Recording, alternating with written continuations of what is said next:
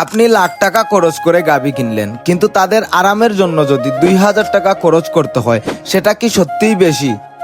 সবাইকে নমস্কার, আশা করি সবাই ভালো আছেন। আপনারা আমার আগের একটি ভিডিওতে দেখেছেন, আমরা বলেছিলাম যে আমরা নতুন কার্পেট অর্ডার করেছি, কিন্তু যেদিন অর্ডার করেছিলাম সেদিন রাতেই গাভীগুলো চলে আসে। তাই আমরা আমাদের পুরানো 4টা কার্পেটই নতুন 4টা গাভীর নিচে দিয়েছিলাম। তো আজকে আমাদের নতুন কার্পেটগুলো এসে পৌঁছেছে। যদিও সত্যি বলতে এই কার্পেটগুলো আমরা অনেক আগেই এনেছিলাম, কিন্তু ভিডিও বানানো হয়নি, তাই আজ আপনাদের দেখাচ্ছি। আমরা এইবার মোট 5টা কার্পেট এনেছি। 5টা কার্পেট আনতে আমাদের মোট খরচ হয়েছে 10,000 টাকা, অর্থাৎ একটা কার্পেট আনতে প্রায় 2000 টাকা, কুরিয়ার চার্জ সহ।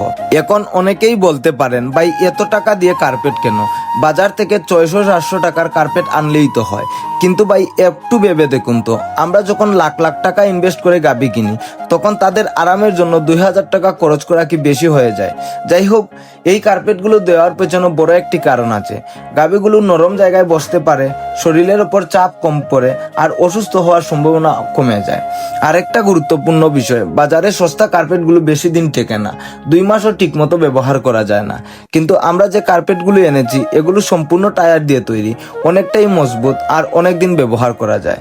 তো নতুন কার্পেট আসার পর আমরা পুরানো 4টা কার্পেট সরিয়ে নতুন 4টা কার্পেট নতুন 4টা গাভীর নিচে দিয়েছি, আর পুরানো কার্পেটগুলো আমাদের আগের গাভীগুলোর জায়গায় ব্যবহার করেছি।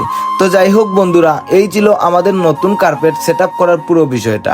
আর আপনারা কমেন্টে অবশ্যই জানাবেন আপনারা হলে কোন ধরনের কার্পেট ব্যবহার করতেন। ধন্যবাদ এতক্ষণ সাথে থাকার জন্য। সবাই ভালো থাকবেন, সুস্থ থাকবেন। দেখা হবে পরের কোনো একটি নতুন ভিডিওতে। হর হর মহাদেব।